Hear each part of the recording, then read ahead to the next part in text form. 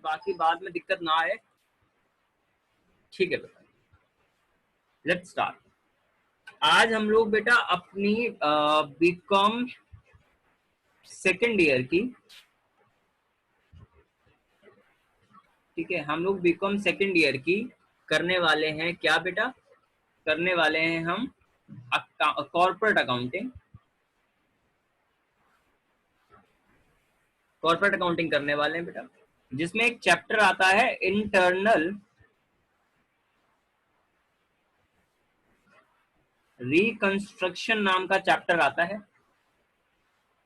बेटा। बहुत important chapter है, मतलब एक क्वेश्चन तो कंफर्म है 15 मार्क का।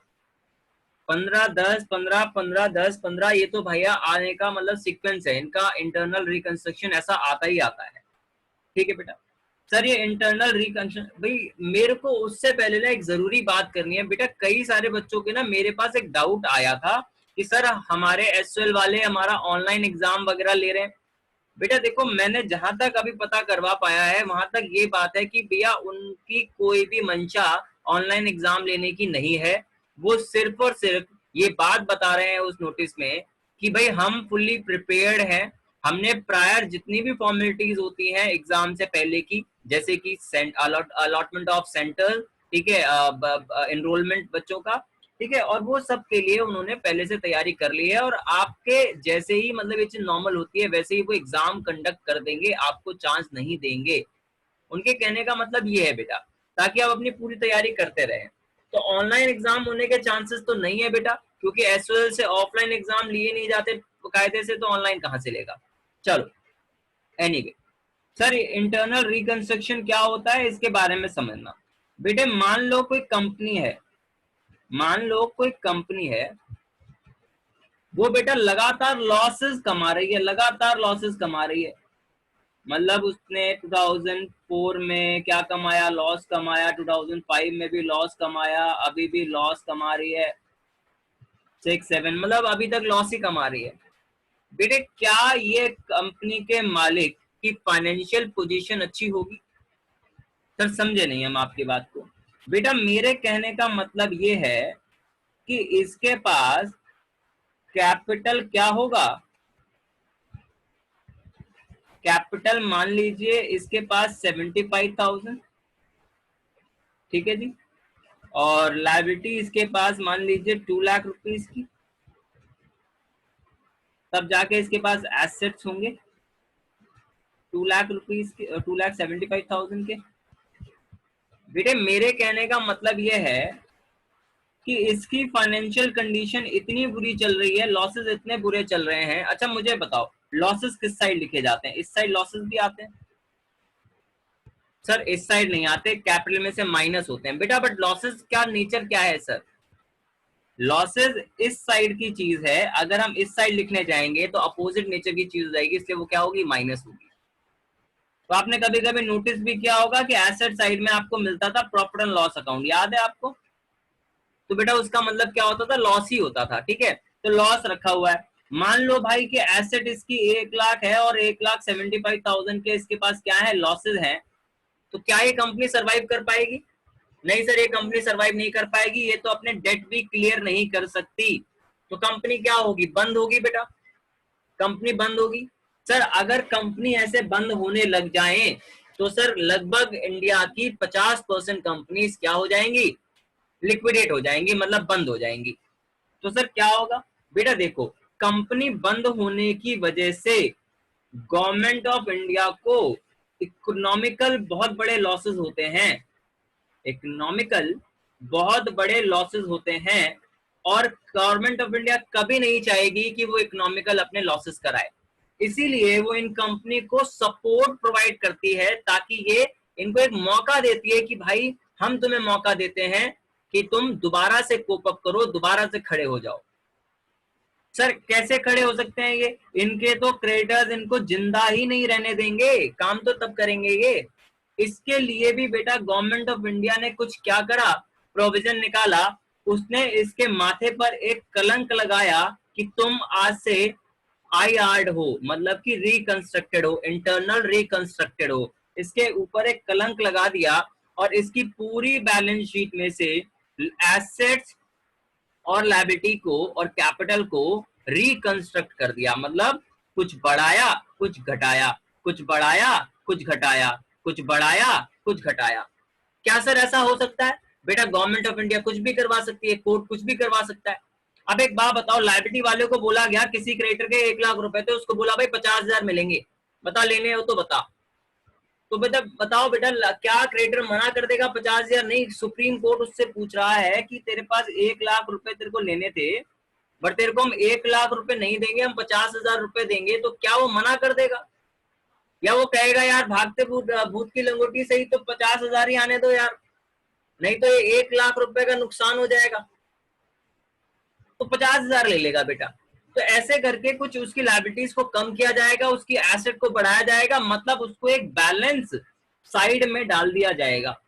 इस बैलेंस साइड की करने की प्रोसेस को ही हम लोग इंटरनल, मतलब कंपनी के अंदर ही अंदर, देखो एक भी पैसा बाहर से नहीं आया है, कंपनी के अंदर वाली चीजों को ही कुछ ऐसा रिकंस्ट्रक्ट कर दिया गया ताकि वो क्या हो जाए, बैलेंस हो जाए। इंटरनल रिकंस्ट्रक्ट कर दिया जाता है कंपनी की बैलेंस शीट, ठीक है। तो ऐसे तो बहुत बढ़िया है, हर कंपनी करवा ले बेटा, नहीं, हर कंपनी के ऊपर देख नहीं रहे क्या लगा हुआ है, काला दाग लग गया भाई, कलंक लग गया है ये, कि तुम क्या हो चुके हो, इंटरनल रिकंस्ट्रक्टेड हो चुके हो, मतलब अब तुम्हारी मार्केट में इमेज क्या हो चुकी है, खराब, ठीक है। अब तुम्हें अगर ये कलंक हटाना है तो जितनी भी तुम्हारी हमने रिकंस्ट्रक्ट लायबिलिटी की थी उन सबको दोबारा से रीपे कर दो, मतलब बेटा एक सेकंड चांस दिया है कंपनी को कि तुम अपने लॉसेस को प्रॉफिट में कन्वर्ट करो और उसके बाद तुम इन सब चीजों को ओवरकम कर लो। क्या बात समझ में आती है? हाँ जी सर, समझ में आ जाती है। किसी का कोई डाउट हो तो बेटा पूछ सकता है, अपना माइक ऑन करके डाउट पूछ सकता है, जो चीज समझ में नहीं आई तो।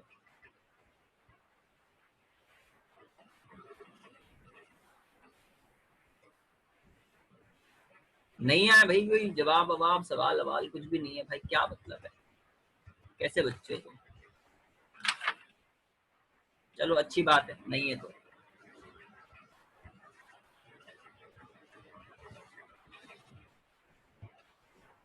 ओके, सो बेटा अब हम क्या करने वाले हैं, अब हम अपनी राइटिंग स्टार्ट करेंगे, हम लोग अपने नोट्स बनाएंगे बेटा, मतलब इस चैप्टर बेटा, इस चैप्टर के नोट्स बड़े इंपॉर्टेंट है, तो अगर आप नोट्स बना पाते हो तो आपने बहुत बढ़िया काम कर लिया, ठीक है। चलो जी, आए बेटा।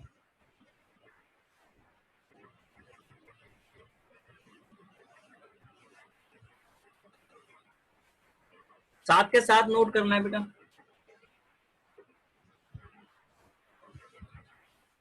इंटरनल रिकंस्ट्रक्शन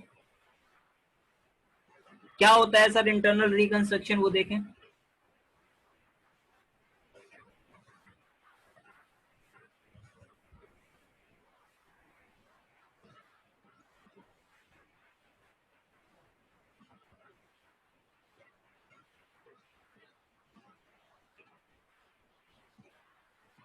इंटरनल रिकंस्ट्रक्शन का मतलब क्या होगा सर? इंटरनल रिकंस्ट्रक्शन का मतलब है, रिकंस्ट्रक्शन का मतलब है कि वो अपनी पूरी फाइनेंशियल क्या कर दे, स्टेटमेंट्स को, फाइनेंशियल स्टेटमेंट्स को, किसी भी कंपनी की फाइनेंशियल स्टेटमेंट को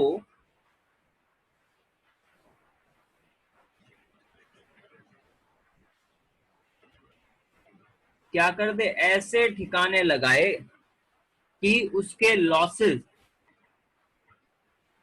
क्या हो जाएं, वाइप्ड हो जाएं। वाइप्ड होने का मतलब बेटा ढक जाएं, है ना, साफ हो जाएं, आउट एंड, और उसके क्या हो जाए बेटा, की फाइनेंशियल पैरामीटर। की फाइनेंशियल पैरामीटर्स का मतलब सर की फाइनेंशियल पैरामीटर्स का मतलब है liability and assets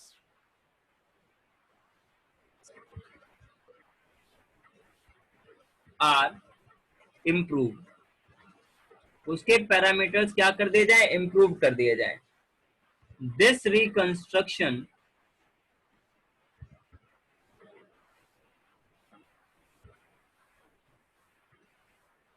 this reconstruction following process, इसमें ये सारी प्रोसेसेस होती है। कौन कौन सी बेटा? Number one, scheme. ये क्या हो सकता है बेटा? ये एक स्कीम हो सकती है सरकार की, सरकार के अंदर ये रिकंस्ट्रक्शन कराई जा सकती है कि मान लो सरकार ने कोई स्कीम निकाली, ठीक है, सरकार इज ड्राफ्टेड बाय मैनेजमेंट, है ना? मतलब नहीं समझे सर हम आपका। बेटा एक बात बताओ, क्या जरूरी है कि, अच्छा बताओ, सुप्रीम कोर्ट को इतनी सारी नॉलेज होगी क्या कि कैसे एसेट को, कैसे लायबिलिटी को कंस्ट्रक्ट किया जाए, रिकंस्ट्रक्ट किया जाए, किसको कितना बढ़ाया जाए, कितना कम किया जाए? तो वो क्या मांगते हैं, वो मैनेजमेंट से ही मांग लेते हैं कि स्कीम ड्राफ्ट करके मेरे को दे दो, तुम क्या चाहते हो हमसे, क्या सपोर्ट चाहते हो मुझसे। तो एक स्कीम ड्राफ्ट करके दे दी जाती है बाय द मैनेजमेंट, किस चीज को रिगार्डिंग बेटा? For elimination, for elimination of losses. Losses को एलिमिनेट करने के लिए क्या करना होगा, आप मुझे वो बता दो। तो बता देते हैं भाई। दूसरी चीज क्या हो सकती है? फिर बेटा ये स्कीम पहुंच गई मैनेजमेंट के पास। अब ये तो ना, तुम तो इस स्कीम का गलत फायदा उठा लोगे। अब इस स्कीम को पास कराना होता है, अप्रूव्ड कराना होता है, किसके पास?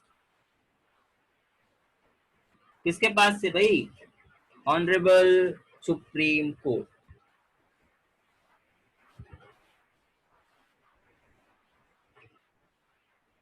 अप्रूव्ड बाय कोर्ट, है ना? सर सिर्फ कोर्ट से नहीं सर, शेयर होल्डर के पास भी जाओ, क्योंकि सर कंपनी का मालिक कौन है? शेयर होल्डर है। मैनेजमेंट तो ना सब कुछ करेगा, शेयर होल्डर भी तो उसमें काम करेगा भाई। क्या बोलते हो? और कहीं क्रेडिटर्स मान ही ना रहे हो तो क्रेडिटर्स से भी मनवाओ। मैंने बोला था ना, मैंने आपको पहले ही बताया था कि 1 लाख का क्रेडिटर, तो उसको हमने बोला कि हम तेरे को 50,000 देंगे, बोल एग्री है तो बता। तो जब तक वो अप्रूव नहीं करेगा तब तक भी रिकंस्ट्रक्शन नहीं हो सकती। अब वो अप्रूव कैसे करे बेटा, वो सेकेंडरी थिंग है बेटा, वो सेकेंडरी थिंग है, उसके ऊपर हम बाद में बात कर सकते हैं। ठीक है जी। अच्छा सर, सर अगर ऐसा भी ना हो तो बेटे खुद देखना, अभी अभी पढ़ो लिखो, देखो क्या लिख रहा हूं मैं। ये नोट हो रहा है ना, साथ के साथ नोट करना है भाई।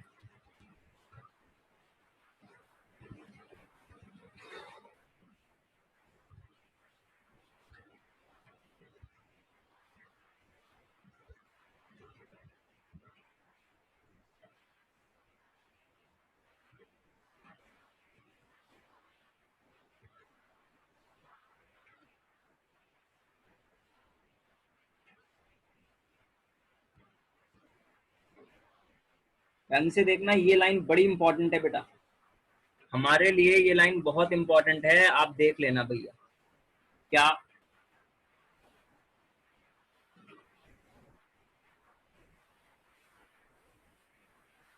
ये वाली लाइन तो मतलब बहुत ज्यादा इंपॉर्टेंट।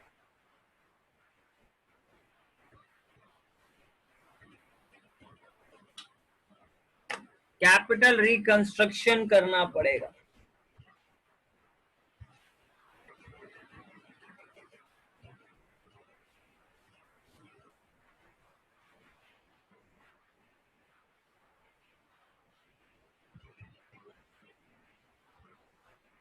नोट करते रहे बेटा साथ के साथ।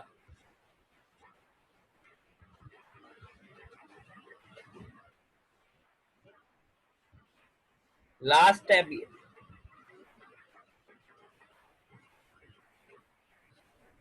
मैंने जितनी बातें बोली हैं बेटा उनको मैंने लिख दिया है, क्योंकि हमारे पास इतनी सारी चीजें नहीं होती।